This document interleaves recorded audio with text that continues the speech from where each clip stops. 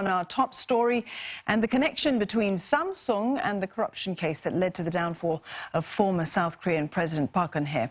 Now, under the retrial ruling from the country's top court, company heir Lee Jae-yong could now return to jail. The decision throws South Korea's biggest company, the Samsung Group, into uncertainty. Its prized jewel is Samsung Electronics, and not only is it the world's leading supplier of smartphones and memory chips, it also made up 20% of South Korea's total exports in the first half of the year. For Samsung, the future now centers on the fate of Vice Chairman Lee Jae-yong, or J.Y. Lee as he's more commonly known. The court's decision raises issues of governance and restructuring. Samsung Electronics has recently become embroiled in the ongoing trade row with Japan, a dispute that threatens already sluggish memory chip and smartphone demand. Shares in Samsung Electronics dropped as much as 2.5%. On that news, it made a modest recovery, but still ended the trade today in the red. Samsung Biologics, Samsung Group's biotech arm, where Lee is executive vice president, saw an even steeper loss when it plunged 8.7% in trade today. It is now trading at 4.9%, and it is being investigated after having been accused of accounting fraud. Now, for more, we're joined by Dr. June Park. She's a political economist based in Seoul. Good evening, Dr. Park. What are the immediate implications here for Samsung?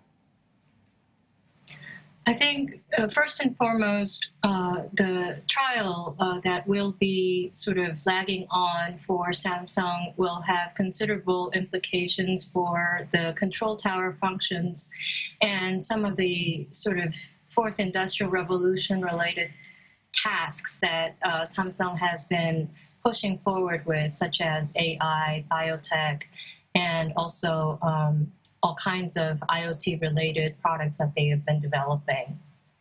And Dr. Park, who now, though, is going to be, at the controls here, making the big decisions as far as the business is concerned? Well, first and foremost, what we've seen so far is not a clear indication that he has to be rushed back into the cells, but rather that there be second considerations, re-deliberations on the ruling. So chances are he will stay on top of the leadership until there is a final ruling, which would be at least 6 months away from now. So we would expect to see the continuous leadership, although it would be in sometimes embroiled in shackles, back and forth, and we would see some sliding of shares. And are there any murmurings at all, Dr. Park, as to whether Samsung would consider perhaps a new heir?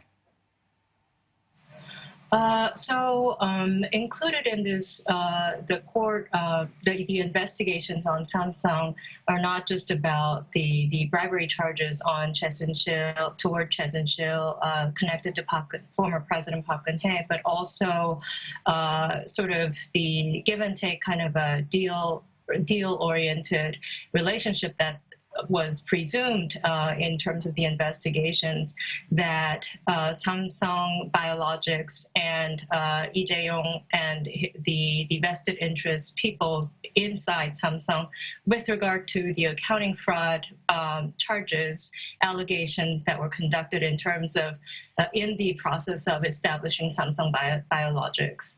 So currently, it is still under investigations, but what it seems like is that through the process, through the accounting process, Lee Jae-yong has been made the effective leadership. So this would continue, and I don't think that Samsung would back down on the choice. But quite apart from this headline-stealing legal aspect to the company, Samsung is facing other headwinds, multiple ones, in fact.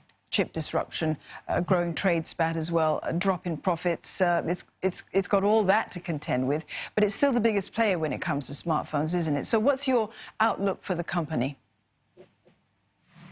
So the trade spat on Samsung's semiconductor, especially DRAMs and NAND flash chips, that's going to be very crucial in the coming months, especially when there are mergers and acquisitions and joint venture efforts by all rival companies in the United States, such as Intel, Micron, Japan, Toshiba, and also Tsinghua Uni Group in China.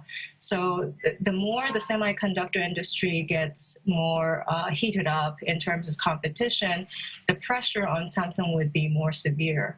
And going forward, if it intends to sort of broaden its perspectives of businesses across IoT, not just 5G, but fourth industrial revolution related projects, it will need more push from the internal politics of South Korea to push this on forward.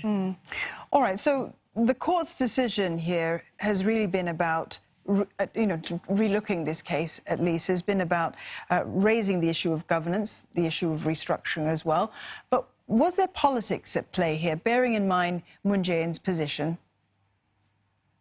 So if you look at the broader picture here, South Korea has a presidency that is not to be repeated, only 5-year term, and chances are there could be an overturn of leadership, political leadership every 5 years. And it is up to the industry whether to dance with the tide or to sort of defect from the tide. And Samsung has been, at every turn of political leadership change, it has tried to sort of make deals, or it has tried to make some kind of arrangements in order to make business afloat. And in this case, it was in the whirlwind of Park Geun-hye to Moon Jae-in transition. And chances are the court ruling also has to do with the current composition of judges within the Supreme Court that are mainly led by Moon Jae-in. Mainly appointed by Moon Jae-in under his term appointment. So, bearing in mind that this would go on for another several continuous years, Moon Jae-in's term is he has up until 2022 May to complete his term, and until then we would see the same kind of trends politically. Dr. Park, thank you very much for those thoughts. That was Dr. June Park, the political economist.